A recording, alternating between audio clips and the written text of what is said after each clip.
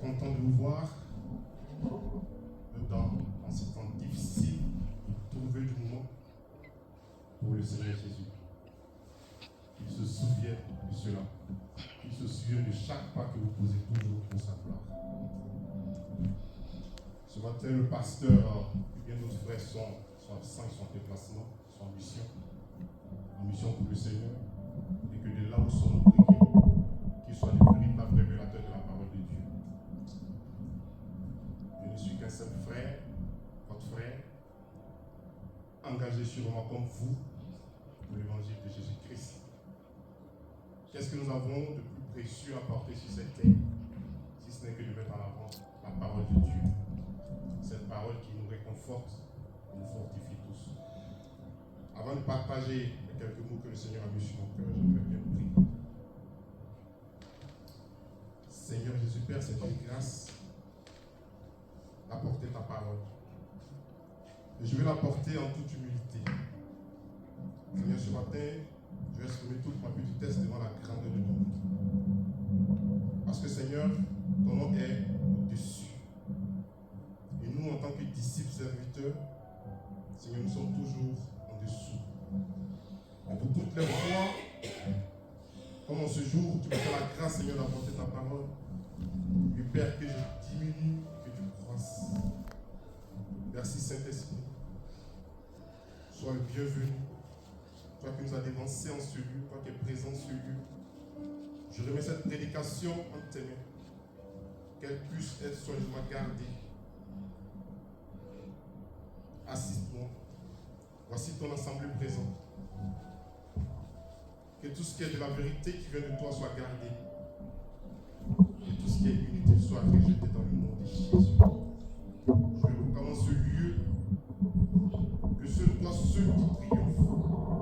Et là où il y a l'esprit de vie, il y a la vérité.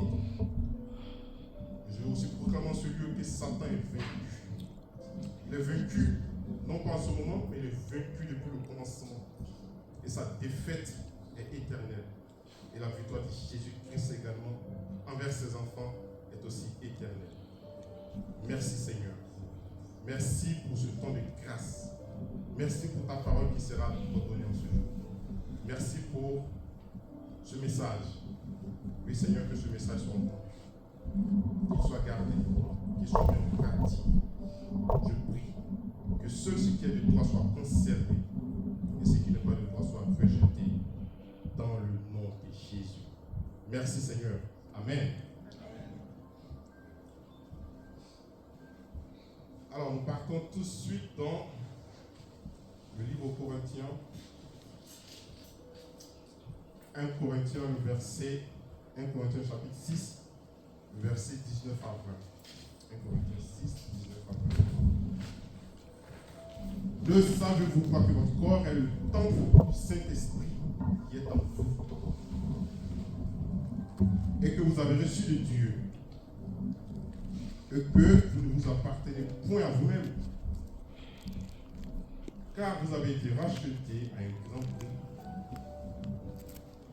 Glorifiez donc Dieu dans votre corps et dans votre esprit qui appartiennent à Dieu.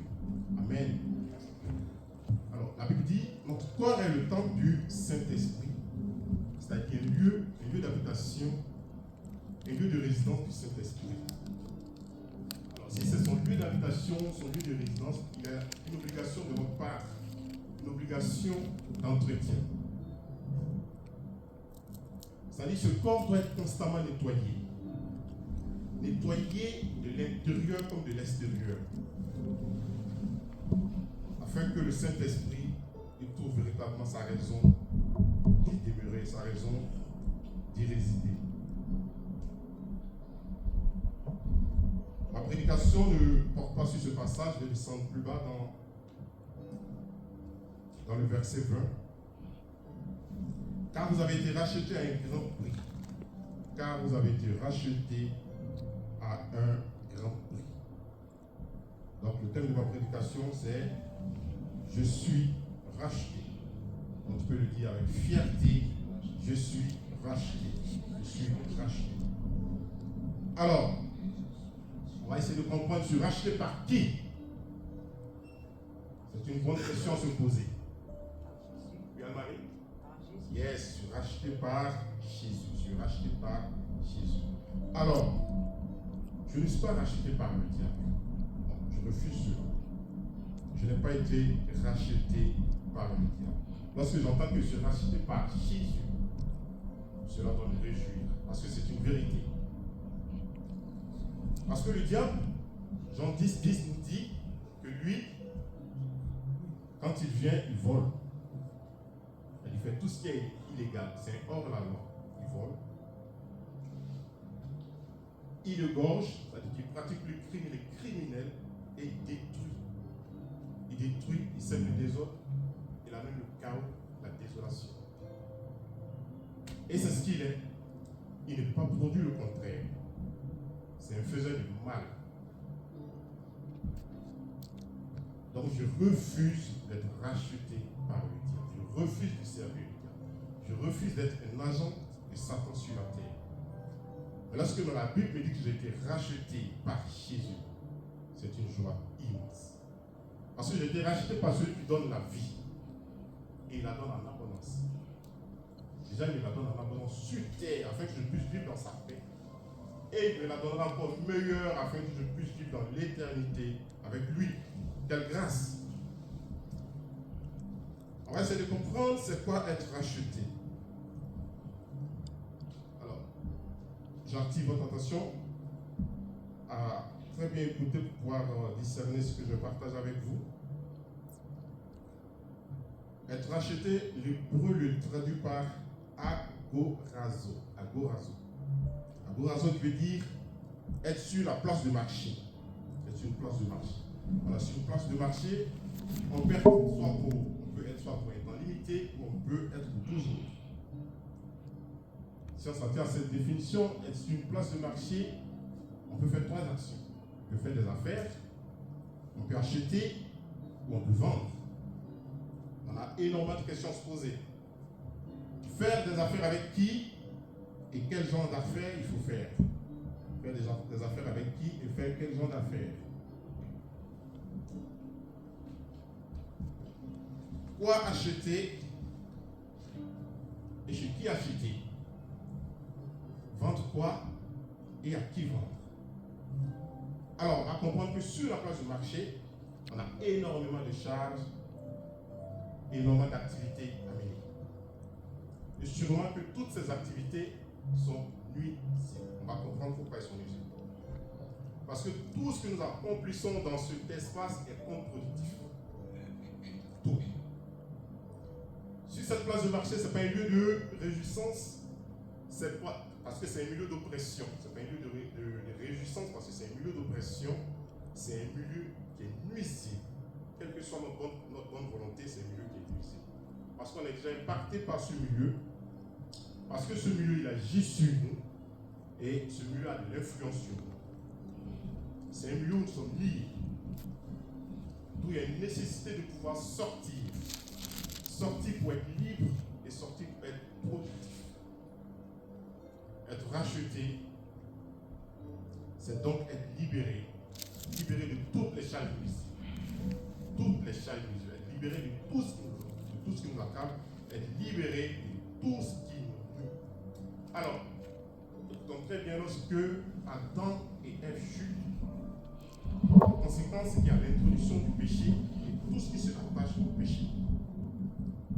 Et la créature de Dieu que nous sommes, cette créature est constamment en contact avec le péché. Mais ce péché, il faut s'en sortir. Il faut s'en sortir du péché. Afin que le diable sache crier que nous ne sommes pas sa propriété. Il peut penser que nous sommes sa propriété, mais nous ne sommes pas sa propriété. Nous refusons cela. Donc il faut sortir de ce monde chaotique. Et Isaïe va nous apporter un éclaircissement, Isaïe 53, le verset 6, qui nous dit: nous étions tous errants comme des brebis. Tous errants comme des brebis. Où chacun suivait sa propre voie, et l'Éternel a fait retomber sur lui l'iniquité de nous tous. Il veut nous dire par là que nous étions des égarés qui cherchions continuellement notre chemin. Parce que nous nous retrouvons sur une direction qui est imprécise. Toutes les voies sont fermées, une voie sans issue. Lorsque je me déplace à droite, c'est fermé. Je vais à gauche, c'est fermé. J'essaie d'aller tout droit, c'est fermé. Je vais revenir en arrière, c'est fermé. Et je tourne sur moi. Je tourne en haut. Et dans ce chaos, dans ce flou, dans cette confusion totale, nous sommes attirés. Attirés par quoi? Par la semence corrompue du diable. Dans ce chaos, dans ce flou, nous sommes quotidiennement attirés par la semence corrompue du diable. Donc ça dit en conclusion, nous péchons sans cesse. Nous péchons sans cesse. Et nous n'avons même pas à l'esprit la repentance. C'est bien de se repentir ou pas? C'est très bien. La repentance est une bonne chose, elle est biblique. La repentance, c'est demander pardon au Seigneur pour un péché. Et puis je mets la croix sur ce péché, je ne retourne plus. Et ce péché, je le confesse à Christ. Parce que ma repentance est adressée au Seigneur Jésus-Christ. Alors, lorsque Christ va venir, cela est une bonne chose. L'arrivée de Christ est une excellente chose. C'est une excellente nouvelle pour nous chrétiens, pour nous enfants de Dieu. On va voir quand il vient, qu'est-ce qu'il vient accomplir, qu'est-ce qu'il vient faire. Alléluia. Alors on a entendu tout à l'heure qu'il nous a rachetés. Effectivement, Christ vient pour nous racheter. S'il vient pour nous racheter, et s'il nous a rachetés, c'est qu'auparavant, il y avait une appartenance qui était établie. Il y a une cassure, et il revient reprendre ce qui est à lui. Et il va accomplir un sacrifice énorme que nous connaissons tous à la croix, l'œuvre de la croix. Mais ce rachat, il faut le justifier. Il va falloir justifier le rachat. Nous, en tant qu'enfants de Dieu, il va falloir justifier ce rachat. Pour cela, il y a une action qui est totalement dépendante de nous. Il y a une décision de notre part. Décision de notre part. Écoutez très bien dans le livre de Samuel, c'était 1 Samuel au chapitre 3. Le Seigneur va parler à plusieurs reprises à Samuel. Et Samuel ne reconnaissait pas, il n'avait pas connaissance que c'était le Seigneur qui lui parlait. Et à chaque fois qu'il entendait la voix, il partait vers Élie et il disait à Élie, me voici, tu m'appelles. Et Élie va avoir la révélation que cette voix qu'il entend, cette voix vient du Seigneur. Et il va lui dire, la prochaine fois que tu entendras la voix, il faudra dire, parle Seigneur, car ton serviteur écoute. Parle Seigneur, car ton serviteur écoute. Donc lorsque le Seigneur, il vient qu'il nous rachète, il y a cette décision, cette volonté de répondre oui. Oui à son appel. Pour cela, on doit l'accepter. On accepte le Seigneur. On doit le reconnaître comme étant notre Seigneur et Sauveur. Effectivement, c'est ce qu'il est. On doit être engagé pour lui. Pour vivre avec foi. Oui, quand on engage avec le Seigneur, on vit avec foi. Vivre avec foi sur la terre. En attendant de vivre également dans l'éternité avec lui. Oui, parce que nous sommes appelés à vivre dans l'éternité avec le Seigneur, comme il est écrit en Jean 3 au verset 17. Nous sommes appelés à vivre dans l'éternité avec le Seigneur. Et lorsque nous avons accepté, nous avons reconnu le Seigneur comme étant notre Seigneur et Sauveur, nous lui donnons ce plein droit. Et le Seigneur vient mettre son sceau, vient cacher sur nous. 2 Corinthiens 1, verset 22. Le Seigneur met un sceau, signe d'appartenance et de rachat définitif. Souvent, il dit au diable, attention, tu n'as pas le droit de les toucher. Ils m'appartiennent. Ils sont à moi. C'est vrai, le diable peut se manifester. On attend cela lorsqu'on vient au Seigneur. Le diable se soulève. Mais il est victorieux, le diable.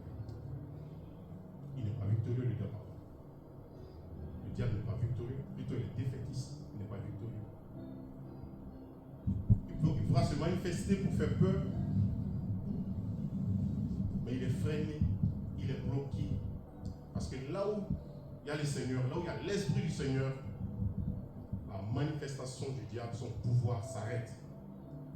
On verra ça plus tard. Et en ce moment aussi, le Seigneur me fait grâce de recevoir le Saint-Esprit qui vient habiter pleinement en moi. Ton corps ne t'appartient plus. Il est le temple du Saint-Esprit. Et c'est le Saint-Esprit qui t'amènera à grandir, à croître spirituellement. Maintenant, ça se fait au contact avec le Saint-Esprit. Ça se passe super bien. Maintenant aussi, le Seigneur va susciter d'autres personnes, va créer une connexion afin que d'autres personnes puissent t'aider à grandir spirituellement. Alors, le Saint-Esprit va te dépouiller au quotidien de tout ce qui n'est pas de lui, de tout ce qui est mauvais. Il va te faire sortir de toutes les mauvaises voies. Il va faire intégrer en toi les bonnes œuvres. Vous savez, le Seigneur a préparé les bonnes œuvres pour chacun de nous, afin que nous puissions les pratiquer au temps convenu par le Seigneur. Donc le Saint-Esprit va retirer en toi tout ce qui ne glorifie pas le Seigneur. Et tu vas posséder ce qui est de Dieu, ce qui est le Seigneur. Ce que le Seigneur a préparé d'avance afin que tu puisses le pratiquer. C'est magnifique, hein? Amen. Alléluia. Alors donc c'est quoi vivre la vie du racheté? Vivre pleinement la vie du racheté. Donc c'est accomplir au quotidien ce que le Seigneur a préparé d'avance pour moi. Et le Seigneur n'a pas préparé des mauvaises œuvres, il a préparé que de bonnes œuvres pour moi. Lorsqu'il vient, qu'il me rachète, ce qu'il a préparé pour moi, c'est que des bonnes œuvres. À moi de pouvoir entrer dans ces œuvres par sa grâce. À moi de pouvoir entrer dans ces œuvres et de pouvoir les mettre en pratique. Alléluia. Et le racheté est appelé à emprunter le chemin étroit. La Bible nous dit que le Seigneur a tracé un chemin étroit. Alors c'est un chemin de garantie, un chemin de sécurité. Sur ce chemin, il n'y a que du bonheur, il y a de la paix, la joie à vivre. Il paraît serré, étroit, mais il y a de la douceur à pouvoir avancer sur ce chemin. Voici le chemin du véritable racheté. Le chemin étroit et resserré. On le voit étroit, mais c'est le chemin qu'il faut emprunter. Il a l'opposé de l'autre chemin qui est tracé par l'ennemi. Il est large et spacieux. Large pour pouvoir tirer un maximum, un plus grand nombre de personnes. Large parce qu'il est séducteur. Il présente que tout ce qui est beau, agréable à la vue. Mais en réalité, il conduit à la perdition. En réalité, il conduit à l'égarement. En réalité, sur ce chemin, il n'y a que des coups et des blessures. En réalité, sur ce chemin large et spacieux, il n'y a que de la tristesse. En réalité, sur le chemin large et spacieux, il n'y a que de la désolation, que de la confusion. Sur le chemin large et spacieux, ce n'est pas un chemin qui m'amène au salut, mais c'est un chemin qui m'amène à l'égarement. Un chemin qui m'amène à la perdition. Alors, quand je goûte au statut de racheté, comment je dois me sentir? Triste ou heureux? En joie ou en pleurs? Quand je goûte au statut de racheté, je dois me sentir toujours en joie. Je dois toujours avoir de la réjouissance. Cette réjouissance qui doit me transporter, ça me transporte au quotidien. Parce que j'ai l'assurance. L'assurance, c'est de savoir que je vivrai dans l'éternité avec mon Créateur. Dans l'éternité avec mon Créateur. Encore, je vais le redire. Quand on vient à Christ, on attend et on attendra toujours que le diable se déchaîne. Mais il ne faut pas avoir peur du diable. Il ne faut pas avoir peur du diable en tant qu'enfant de Dieu. Parce que le diable a été vaincu depuis la création. On le voit déjà dans le livre de la Genèse. Les ténèbres sont à l'image de Satan, du diable. Mais lorsque la lumière arrive, la lumière domine sur les ténèbres. Il ne peut pas avoir une cohabitation entre la lumière et les ténèbres. C'est impossible. Une séparation. Et c'est la lumière qui domine parce que la lumière, c'est la vie. La lumière, c'est la clarté. La lumière, c'est la joie. Et la lumière, c'est Christ. Amen. Alléluia, gloire au Seigneur.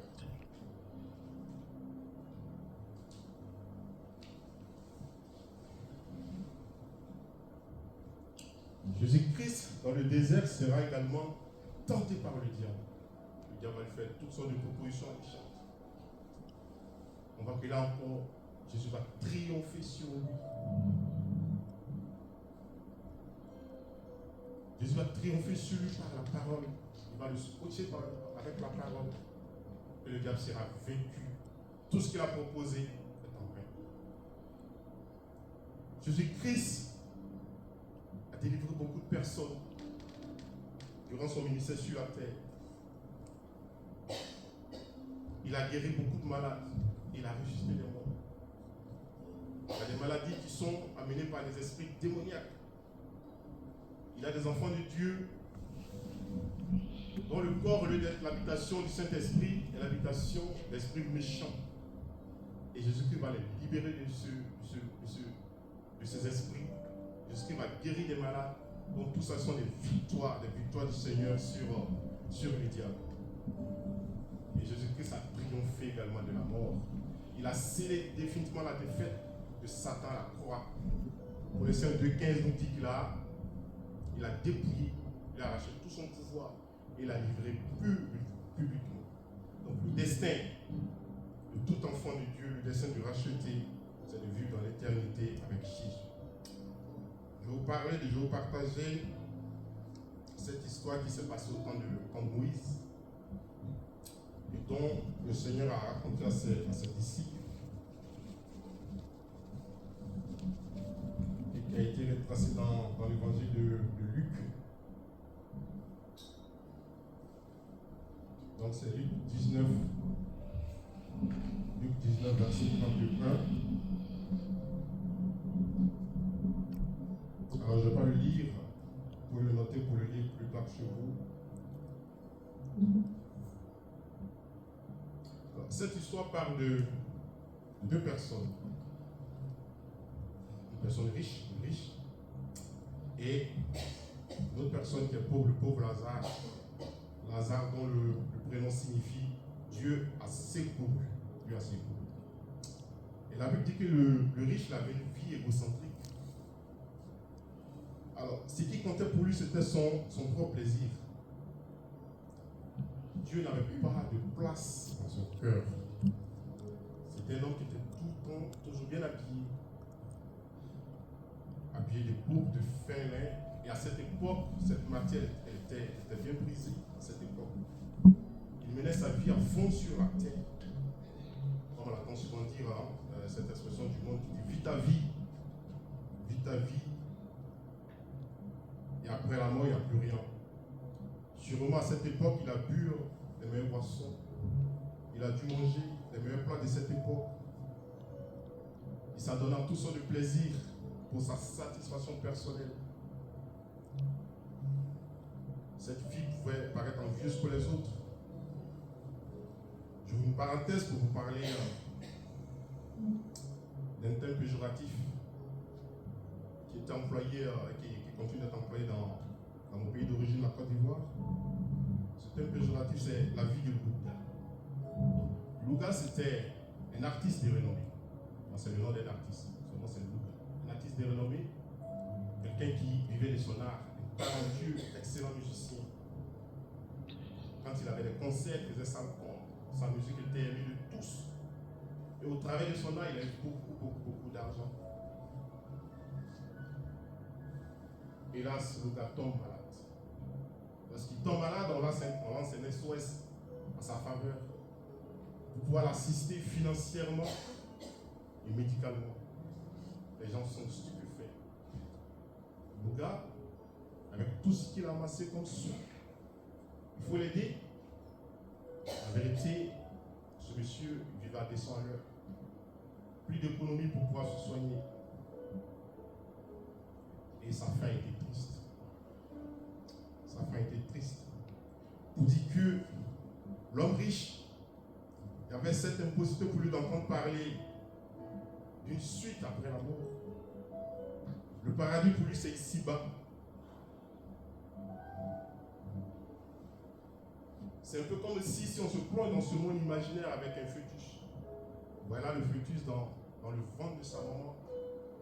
Voici l'endroit, le lieu où il est en sécurité, où il est tout heureux, où il vit bien. Et puis on lui dit, écoute, de là où tu te trouves, il y a un temps limité. Tu vas y rester maximum 9 mois. Et après, il y aura un peu de souffrance, un peu de douleur.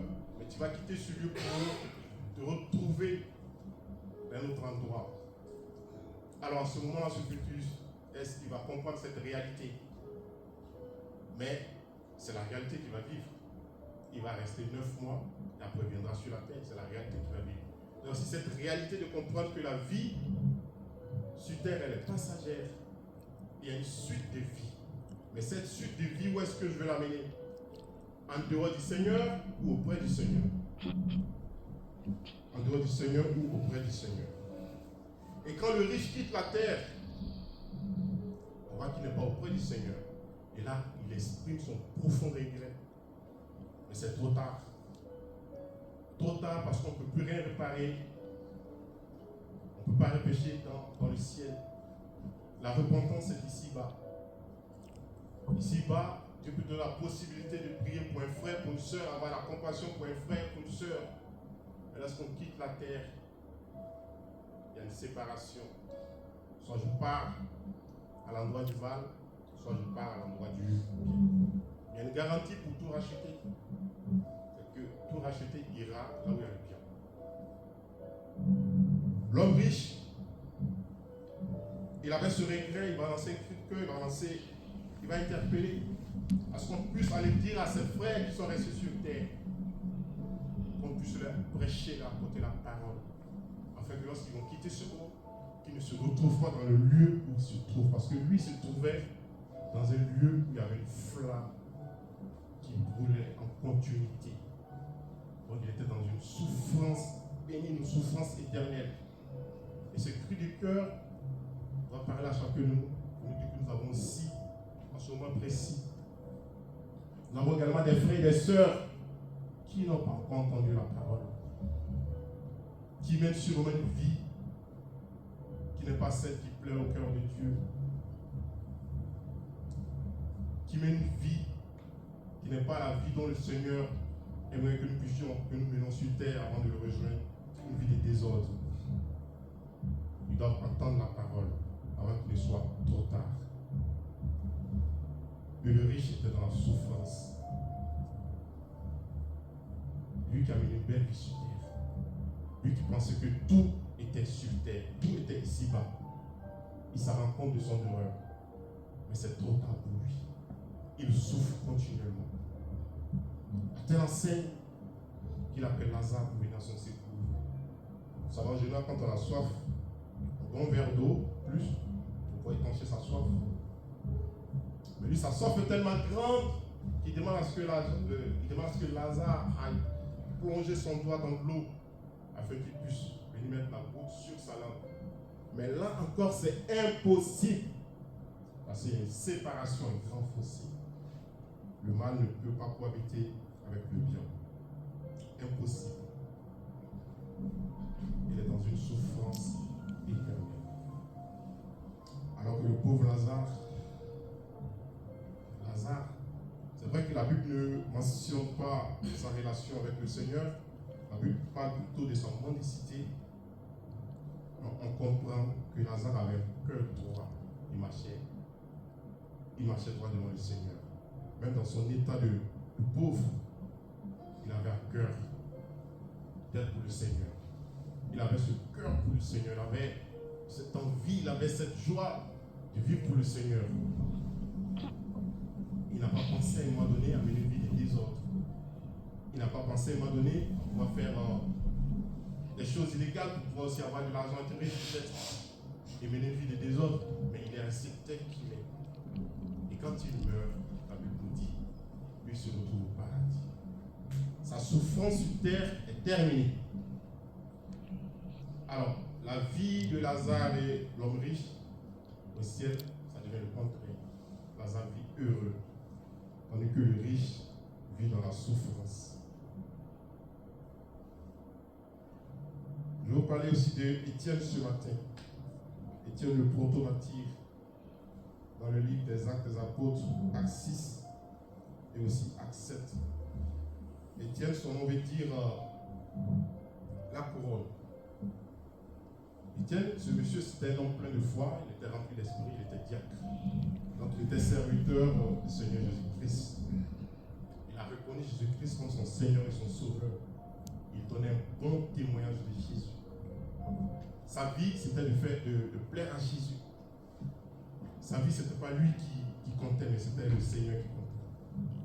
Et il faisait ce qui était juste devant le Maître. Et son engagement pour Jésus lui a valu cette accusation. Étienne a été accusé. Accusé à cause de sa foi, de son amour, de sa ferveur, de son zèle pour l'évangile, pour Christ. Il a été accusé pour cela.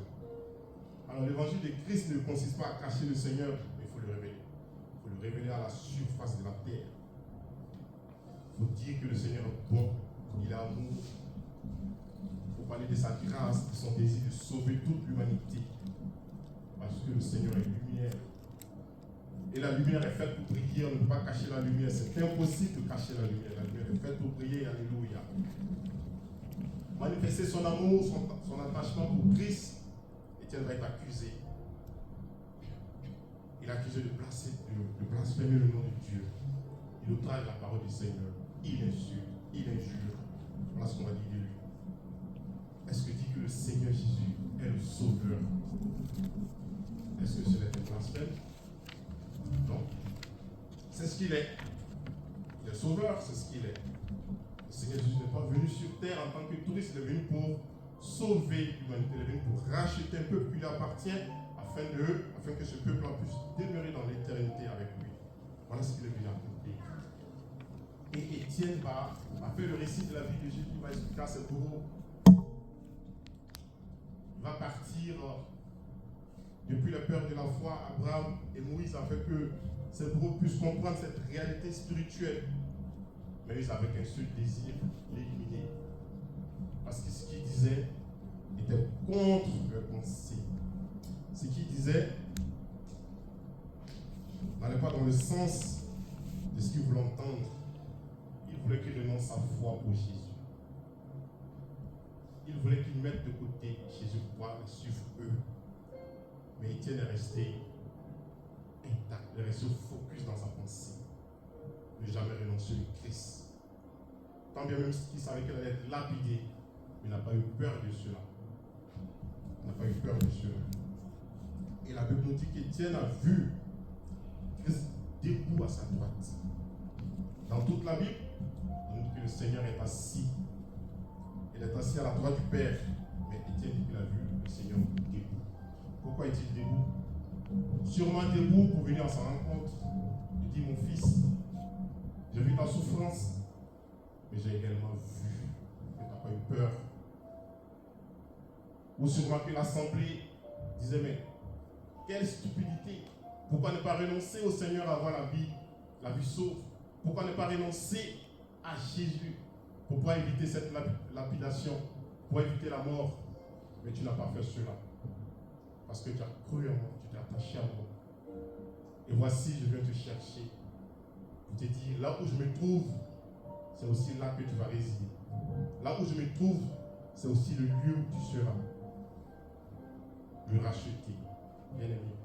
Quand je suis racheté, ma demeure se trouve auprès de mon Créateur. Quand je suis racheté, ma demeure se trouve auprès de mon Créateur. Ma demeure ne se trouve nulle part d'autre. Alléluia. Je vais aussi vous parler ce matin de l'apôtre Paul. Paul, on peut lire ce passage dans le livre des Actes des Apôtres. Actes des Apôtres 3, verset 3 à 6. Actes des Apôtres 3 à 6. Alors, Paul, avant sa conversion, en tant que Paul, a été témoin de l'assassinat d'Étienne. Parce que Paul, à cette époque, travaillait pour les pharisiens. Les pharisiens veut dire séparation. Donc Paul travaille pour les pharisiens. Et le pharisianisme, c'est une secte de plus haut ton de Christ qui combat l'Église, qui combat la parole du Seigneur Jésus, qui combat le Seigneur Jésus.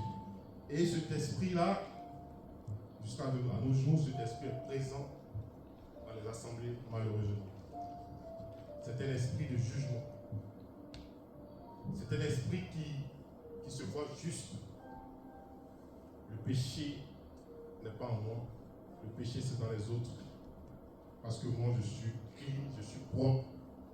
Alors que la Bible dit, tous ont péché et sont privés de la gloire de Dieu.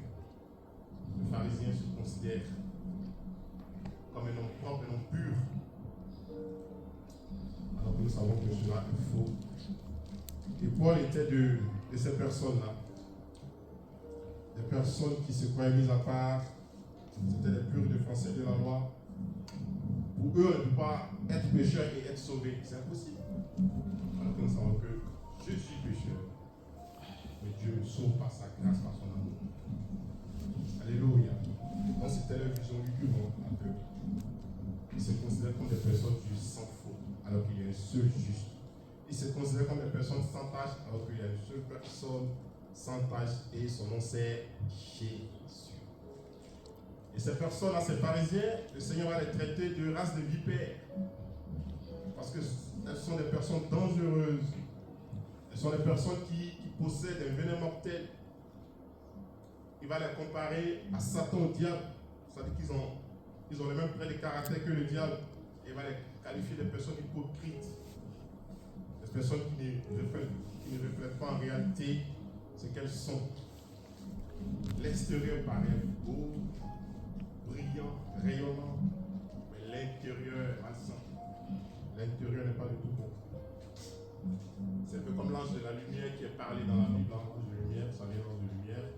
C'est pas un vrai ange. Il se déguise en lumière, mais c'est un ange qui apporte de la séduction. Parce que cet ange travaille pour Satan, l'ange de lumière. Donc là aussi, enfants de Dieu, nous sommes interpellés à ne pas prier les anges. Si le feu, il faut l'arrêter, il ne faut pas prier les anges. Parce que les anges ne sont pas à notre service. Les anges sont des créatures de Dieu. Ils sont au service de Dieu. Donc on prie le Seigneur, on prie Jésus, on prie Dieu pour qu'il puisse nous amener ses anges. Ce sont ses anges à lui. Et puis nous envoyer des anges messagers, comme l'ange qui est venu parler à la Vierge Marie, des anges guerriers, comme celui qui a combattu pour Daniel. Puis bon, les autres, je ne les connais pas. Mais voilà, Dieu a le pouvoir, la capacité de nous envoyer ses anges. Parce que si nous nous mettons nous à prier les anges, alors c'est l'ange de la lumière qui va nous visiter. Et lui, c'est un séducteur. L'extérieur paraît beau, rayonnant, attirant, mais l'intérieur est rempli de malice et de fausseté. Alléluia.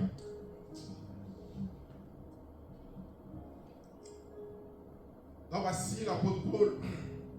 À cette époque, il pourchassait et il torturait les disciples de Jésus-Christ. Il était craint de tous les chrétiens.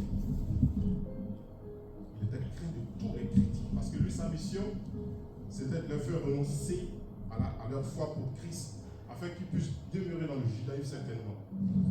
Et puis voilà, un jour, il se lève, il part en mission pour Damas, là où partent encore capturer des chrétiens. Et sur ce chemin, sa vie va chamboulonner, violent. Il sera visité par la lumière. Cette lumière, c'est Christ. Mais ce qui est intéressant pour Paul, il y a énormément de choses à dire, mais j'essaie de résumer. Ce qui est intéressant, c'est que Paul va entrer dans l'obéissance parce qu'il a entendu une voix. Il va entrer dans l'obéissance parce qu'il a entendu cette voix. Parce qu'il était rassuré que la voix qu'il avait entendue, c'était le Seigneur Jésus qui lui parlait. Et voici que Paul va changer de statut. Paul maintenant va se lancer dans la mission pour Christ. Paul maintenant va œuvrer pour le Seigneur. Paul le garait, Paul le faisait du mal, Paul le rachetait. Il est racheté et maintenant il travaille pour le Seigneur. Même le début de sa mission va être très difficile. Parce que le peuple avait toujours ce regard monstrueux. Paul faisait peur. Et quand ils ont entendu que Paul maintenant travaille pour le Seigneur, ils ne croyaient pas. Mais laissez-moi vous dire, l'évangile du Seigneur, la parole du Seigneur témoigne toujours d'elle-même. Lorsque le Seigneur t'envoie en mission, il pourvoit tes besoins. Lorsque le Seigneur t'envoie en mission, il met les moyens, les capacités en ta faveur, afin que ta mission soit une réussite. Parce que ce n'est pas toi, mais c'est le Saint-Esprit qui est en toi qui accomplit toutes choses à la gloire de notre Seigneur Jésus.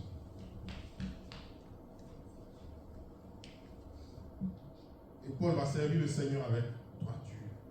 Aujourd'hui encore, nous sommes bénéficiaires de tous ces écrits.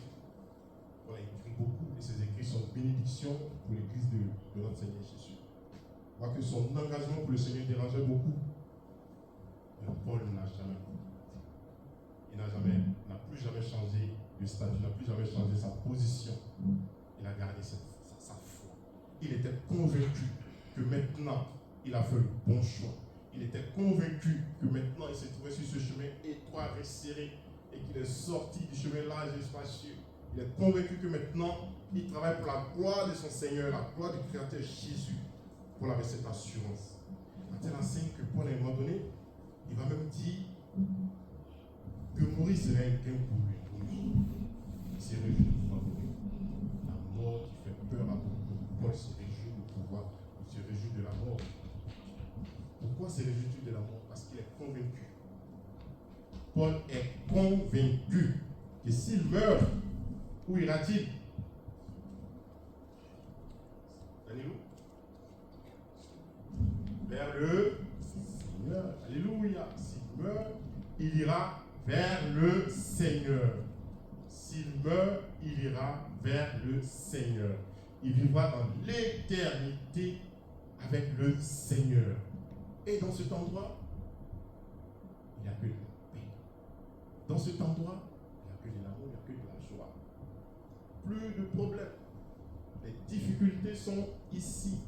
Les difficultés restent ici. On ne peut pas transporter les difficultés pour les amener dans cet endroit. Un endroit paisible. Quand il est convaincu que s'il quitte la terre, il ne sera plus dans la souffrance. Il était dans la souffrance, il a servi le Seigneur avec gratuit, mais aussi également dans la souffrance. Et s'il quitte la terre, il va vivre dans l'éternité avec son Sauveur. Donc, bien aimé, être racheté, il faut vivre cela avec joie et non avec tristesse. C'est surracheté pour la gloire, surracheté pour Jésus. C'est Jésus qui m'a racheté. Et je dois vivre cela sur la terre, je dois vivre cela avec joie. Mais également, j'ai une mission importante à accomplir avant de pouvoir quitter ce monde. Cette mission, je l'accomplis toujours avec le Seigneur, avec son Esprit Saint. Il ne fait jamais s'appuyer sur sa propre force. Parce que la Bible nous dit également que nous n'avons pas reçu un esprit de timidité, mais un esprit de force. Et cet esprit de force-là, c'est lui qui nous la donne. Alors, serviteur de Dieu, disciple de Jésus-Christ, sois dans l'assurance, toi qui as été racheté.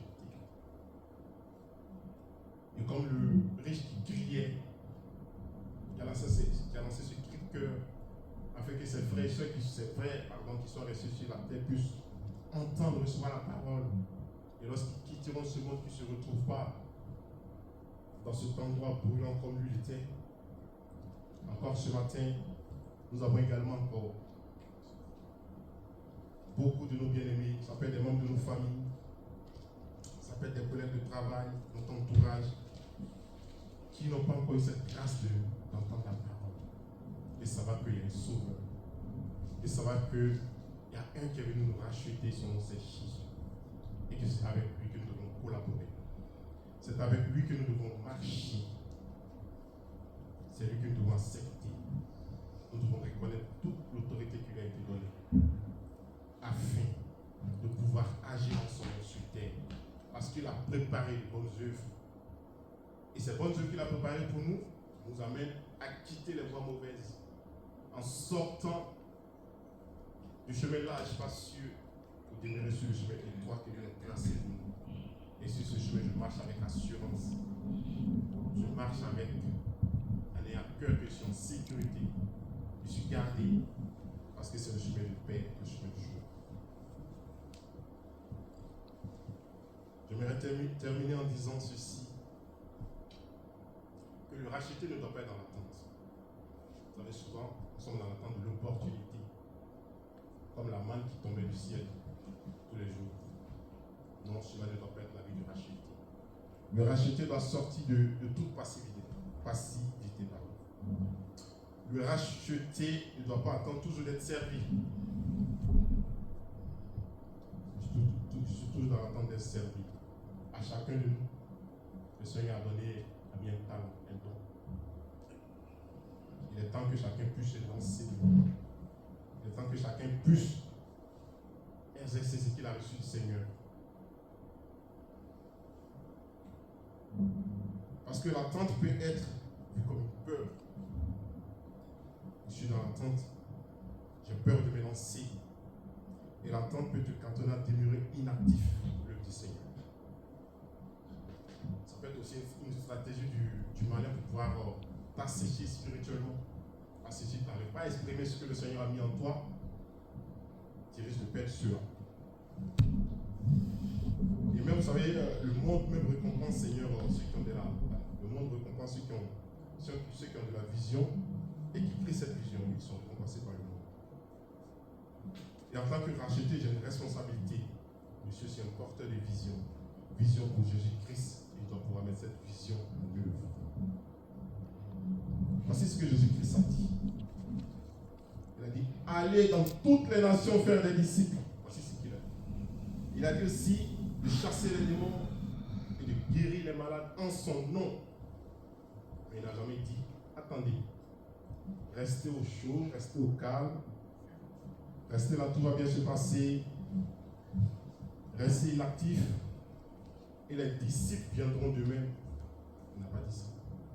Il n'a pas dit non plus, restez là, quand vous voyez un démon se manifester dans la vie de votre prochain, non, ne dites rien, faites rien, il ira de lui-même. Il n'a pas dit quand vous voyez un frère dans la souffrance, un frère qui est malade, ne faites rien, restez inactif. Non, le Seigneur n'a pas dit ça. Donc on voit qu'il y a une action qui est répétitive de notre part. Le Seigneur nous demande d'aller dans toutes les nations faire des disciples. Il nous demande de chasser les démons en son nom. Il nous demande de prier afin que les malades puissent être guéris en son nom. Il y a une action qui est de notre part.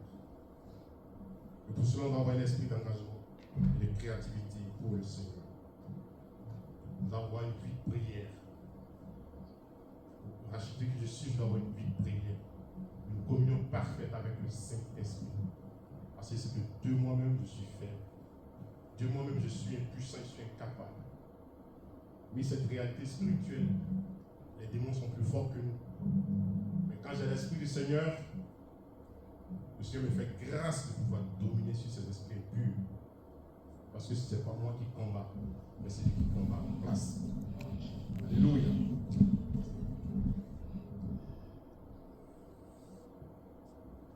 Alors, donc si j'ai la vision que j'ai peur, je suis freiné de me lancer là-dessus, cette vision, laisse-la se passer, elle va mourir.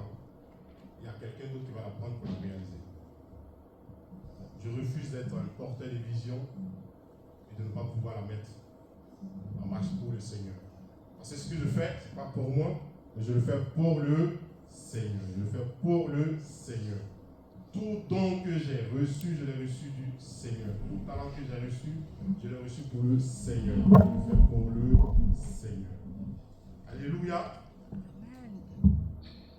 Je vais m'arrêter là pour aujourd'hui et je vais prier.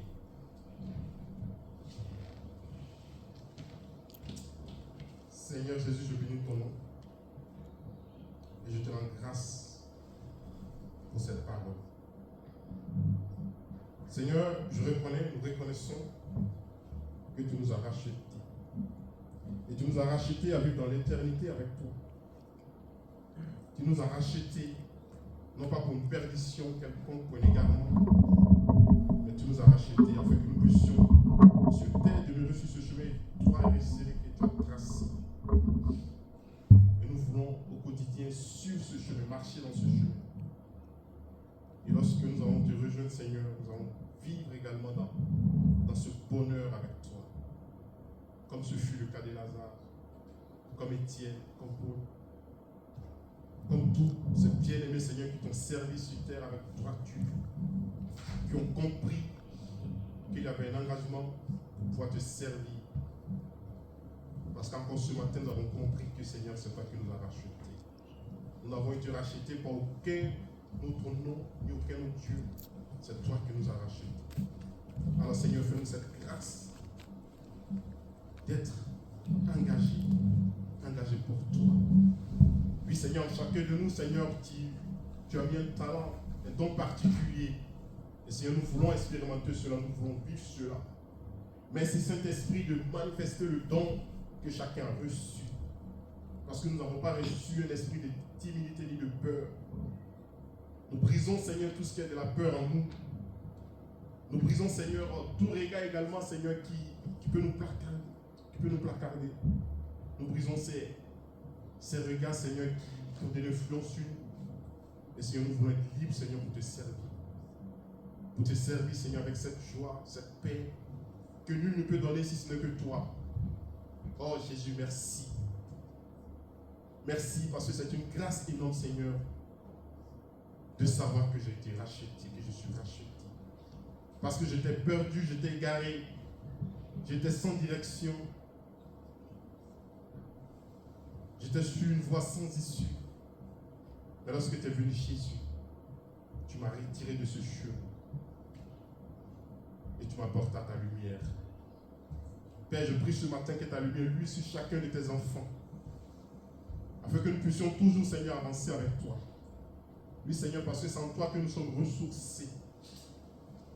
Il n'y a que toi sur ton nom. Ton nom qui sauve, ton nom qui guérit. Et ce matin encore, Seigneur, Jésus, que ton nom se propage davantage, Seigneur, dans nos vies. Saint-Esprit, tu connais l'état de tout un chacun. Voici ton assemblée. Tu sais les besoins particuliers. Et ce matin, je prie que tu viennes retirer, arracher en chacun tout ce qui est un frein, tout ce qui est blocage. Afin que chacun se lève et puisse te servir convenablement. Viens nous retirer de tout ce qui n'est pas de toi. Viens nous retirer de toute souille, de toute pourriture. Viens nous retirer de tout ce qui nous coupe. Viens nous retirer de tout ce qui nous fragilise. Nous voulons véritablement être des serviteurs, des servantes, des disciples de Jésus. Oui, c'est notre désir. Parce que lorsque nous nous rappelons de ce que tu as accompli pour nous, cette œuvre grandiose que tu as accomplie à la croix, nous sommes heureux. Heureux de déclarer que nous sommes enfants de Dieu. Heureux de déclarer que nous sommes des rachetés. Des rachetés pour la gloire. Pour la gloire de celui qui nous a aimés avant tout. Pauvres pécheurs que nous étions, Seigneur, tu n'as pas regardé à nos conditions, tu n'as pas regardé à nos statuts, mais tu as manifesté un amour si profond, un amour si grand, et tu es venu nous prendre avec toi. Oui, Seigneur, dans tes bras d'amour, nous pouvons exprimer, Seigneur, de la réjouissance, de la joie. Dans tes bras d'amour, nous ne pouvons qu'être heureux, parce que tu dis que tu as des projets de paix et de bonheur. Oh oui, Seigneur, des projets de paix et de bonheur.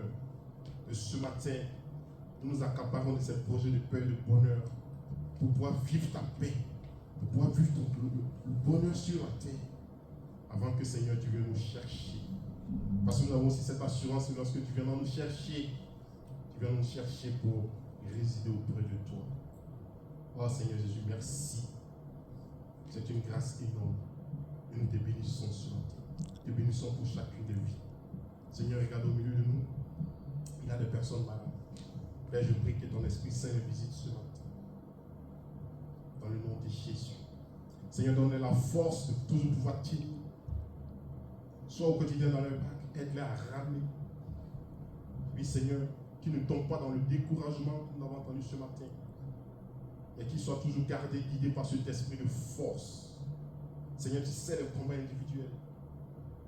Mais lorsque toi, Seigneur, tu es au devant, la victoire est acquise. Et nous proclamons ce matin la victoire dans la vie de chaque enfant de Dieu, quelle que soit la tempête, quelle que soit la manipulation de l'esprit méchant dans sa vie. Nous déclarons la victoire au nom de Jésus. Que tous ceux qui sont asséchés spirituellement reçoivent cette source d'eau intarissable afin qu'ils se projettent pour le Seigneur et Sauveur Jésus. Oh Seigneur, merci de bénir ton assemblée. Oui Seigneur, nous avons besoin de toi. Bénis chacun de nous. Bénis nos maisons. Bénis nos familles. Bénis tout ce que nous faisons pour ta gloire. Et Seigneur, aide-nous toujours à demeurer sur le chemin étroit. Aide-nous toujours à demeurer sur le chemin de Seigneur. À marcher avec cette conviction de cœur, de de savoir que nous sommes rachetés par toi. Oui, Seigneur, c'est ce que tu as fait. Et Seigneur, je veux vivre toujours auprès de celui qui m'a racheté. Et cette vie, je vais l'amener avec soumission, obéissance en ton nom, sur la terre. Faire ce qui est de toi. Faire, Seigneur, ta volonté, ta mission. Parce que, Seigneur, tu as tout préparé d'avance. Afin que chacun puisse entrer dans un temps convenable. Dans la mission, Seigneur, que tu as préparée pour lui. Oh, Seigneur, merci. Merci de révéler, Seigneur, le don, le talent qui est à chacun. Afin que chacun puisse vivre cela, puisse manifester ta gloire sur la terre. Oui, Seigneur, agis. Agis puissamment. Agis puissamment. Libère, Seigneur, tous ceux qui sont liés. Libère, Seigneur, tous ceux qui sont dans la crainte, dans la peur. Seigneur, libère-les. Parce qu'aucun n'a reçu un esprit de peur, mais un esprit de force. Saint-Esprit, viens, viens et donne cette force à tes enfants de toujours agir au nom du Seigneur Jésus, de servir avec droiture, de s'élever pour le Seigneur Jésus. Oui, Saint-Esprit, nous comptons sur toi, nous prenons notre appui sur toi, notre foi est en toi. Merci pour tant de bonheur que tu apportes au quotidien dans nos vies. Merci pour tant de paix, tant de joie que tu apportes au quotidien dans nos vies. Et merci pour tout ce que tu fais pour chacun de nous. Oui, Seigneur, que notre vie ne ressemble plus à une vie de perdu. Que notre vie ne ressemble plus à une vie d'égaré. Que notre vie ne ressemble plus à une vie de tristesse. Que les pleurs cessent dans nos vies. Que les lamentations cessent dans nos vies. Que la confusion qui nous coule au quotidien nous quitte. Et que notre vie soit une vie de bonheur. Une vie rayonnante. Rayonnante pour ta gloire. Parce que nous avons reçu une lumière. Une lumière qui est venue nous faire sortir des ténèbres. Oui, Seigneur, merci. Je le dis avec fierté ce matin que je suis reconnaissant de mon rachat. Je le dis pour mon frère et pour ma soeur qu'ils sont reconnaissants, qu'elles sont reconnaissantes. Seigneur, pour ton rachat. Oui, Seigneur, c'est toi qui nous as rachetés. Nous prions, Seigneur, afin que nous ne puissions point, Seigneur, nous égarer. Nous ne puissions point, Seigneur, quitter, Seigneur, ta bergerie. Mais c'est là que nous voulons rester, c'est là que nous voulons demeurer.